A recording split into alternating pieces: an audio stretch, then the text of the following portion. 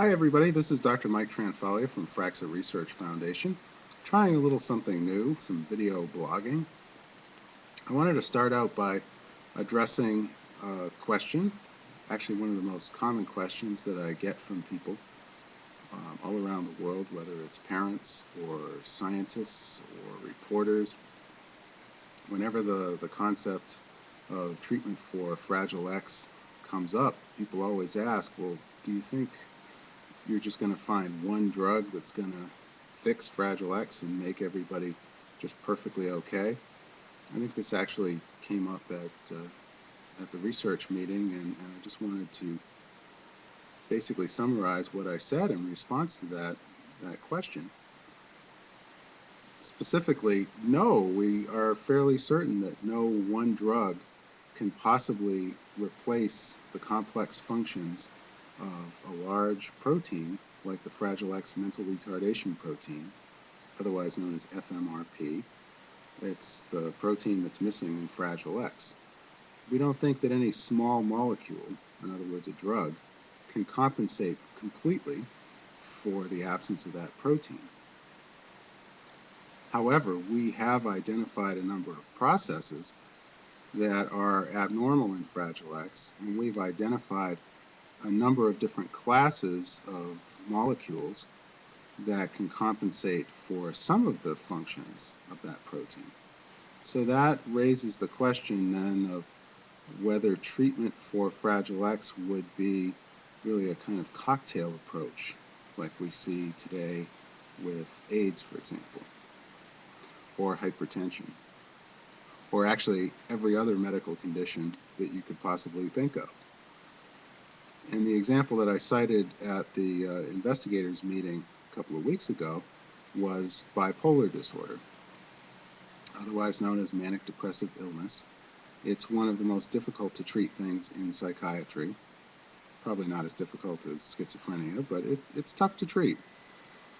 As you probably know, lithium has been around for quite a while as a treatment for bipolar disorder, and it's a good treatment.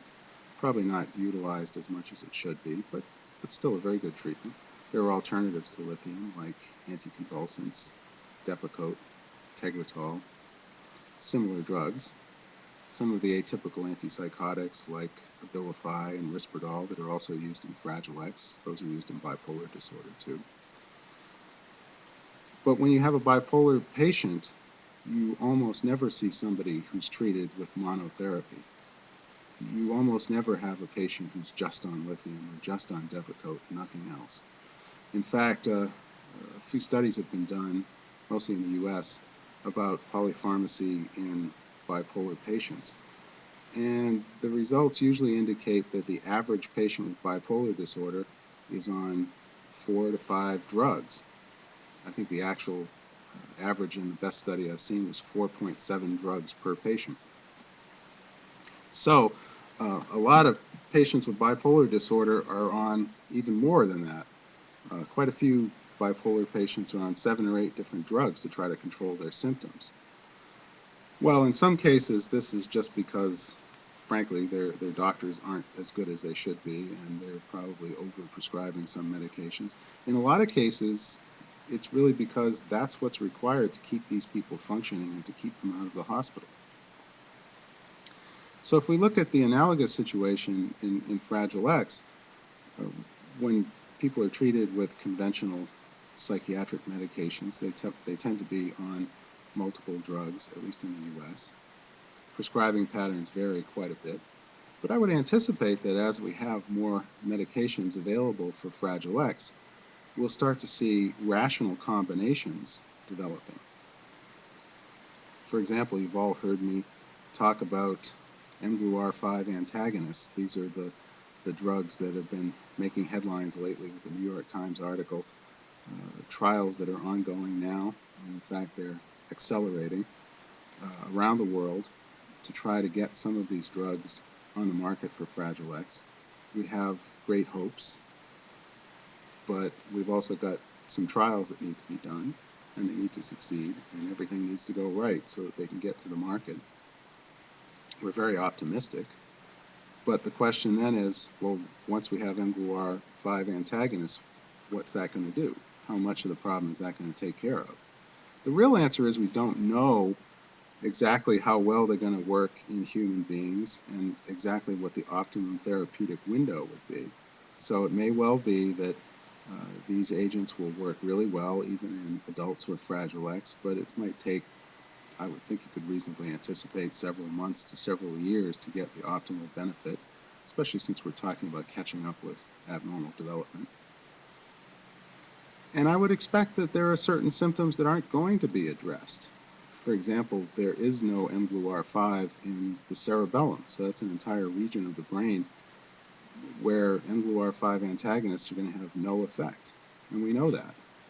But it turns out that that's a problem on one hand and it's a benefit on the other. The cerebellum, you probably know, controls motor function and is responsible for coordination. It has lots of mGlu1, no mGlu5. mGlu1 antagonists have been tried in small-scale trials as potential treatments for anxiety disorders and some of the same indications as mGlu5 antagonists, but they tend to have too many motor side effects, so they cause problems with coordination. So it's not likely that you're ever going to see mGlu1 antagonists, and it may be for the better that the current generation of drugs in testing for Fragile X may be better that they don't actually get to the cerebellum and don't really do anything there. Still, there may be some problems that are not addressed by that. But because we have other drugs in the pipeline, things like lithium, which is going to work throughout the brain, GSK3 inhibitors, which will work throughout the brain, ERK inhibitors that will work throughout the brain, minocycline, which affects these extracellular signaling pathways throughout the brain. Those drugs in combination with mGlu5 may help to clean up some of these leftover symptoms that are not addressed by this latest generation of drugs. So that's what we're looking at. We're not necessarily planning big cocktails of drugs right now, but we're anticipating that if it goes the same way everything goes in medicine, that most likely what we'll have is several complementary classes of medications that we could employ together in hopefully a judicious fashion to relieve as many symptoms as possible and to actually set development back on the right path. Take care, and I hope to see you in future video blogs.